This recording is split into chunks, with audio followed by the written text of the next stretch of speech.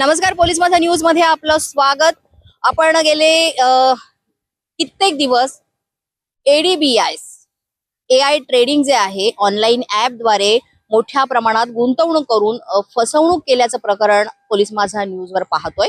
आणि एआय ट्रेडिंगचा जो संचालक आहे किंवा चालक आहे, मालक आहे गणेश गोपाळे, तर त्याच्याविषयी आपण बातम्या दाखवतोय।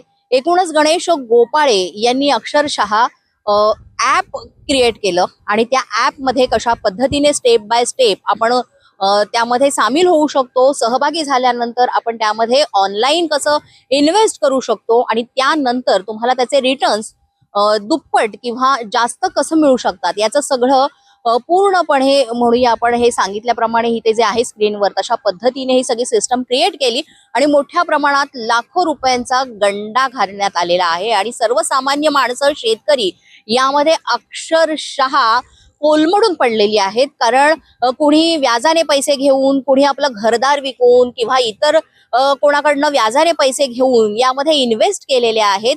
आणि गणेश गोपाळे हा सध्या फरार आहे। तो काही लोकांशी संपर्कात आहे फोनवरनं, मात्र मी दुबईला आहे, मी इकडे आहे, मला पैसे द्यायचे आहेत, पण असं झालंय आणि तसं, अशी अनेक कारणं देतोय। मला म्हणायचं आहे की जर गुंतवणूकदाराने पैसे जर तुमच्याकडे इन्व्हेस्ट केलेले आहेत तर तुम्ही त्यांना जर रिटर्न्स देऊ शकत नव्हता तर तुम्ही त्यांना आमिष का दाखवलं?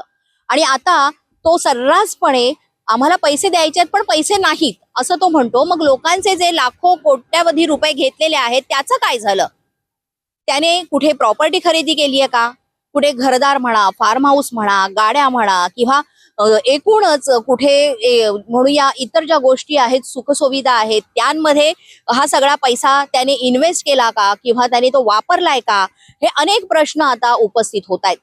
आम्ही सुद्धा पोलीस माझा न्यूज जी टीम आहे ती सतत या सगळ्या शोधात आहोत आणि सगळी माहिती गोळा करतोय। जशी माहिती आम्हाला मिळते तशी आम्ही आपल्या समोर सादर करतोय। मात्र लवकरात लवकर गणेश गोपाळेंनी जर गुंतवणूकदारांचे पैसे दिले नाही तर याचे परिणाम त्याला भोगावे लागतील। कारण मोठ्या प्रमाणात हा घोटाळा करण्यात आलेला आहे। एकूणच त्याची जी काही प्रॉपर्टी आहे त्याची सुद्धा चौकशी झाली पाहिजे। त्याच्या नावावर काही खाती आहेत का, ती बंद आहेत, ती चालू आहेत, की कशा पद्धतीने त्याचे ते व्यवहार झालेले आहेत, आर्थिक व्यवहार असो किंवा एकूणच त्याचे घरातले जे नातेवाईक आहेत त्यांची सुद्धा सगळ्यांची काही खाती असतील किंवा त्यांच्या नावावर काही प्रॉपर्टी आहे, संपत्ती आहे, या सगळ्यांचा तपास करून योग्य ती कारवाई करणं फार गरजेचं आहे। पोलीस माझा न्यूज तर्फे आम्ही याचा सतत पाठपुरावा करतो आणि जोपर्यंत या सामान्य कष्टकरी नागरिकांना, गुंतवणूकदारांना न्याय मिळत नाही तोपर्यंत आम्ही आमचा हा पाठपुरावा असाच सुरू राहणार आहे आणि यासाठी आम्ही काम करणार आहोत। त्यासाठी पाहत रहा पोलीस माझा न्यूज।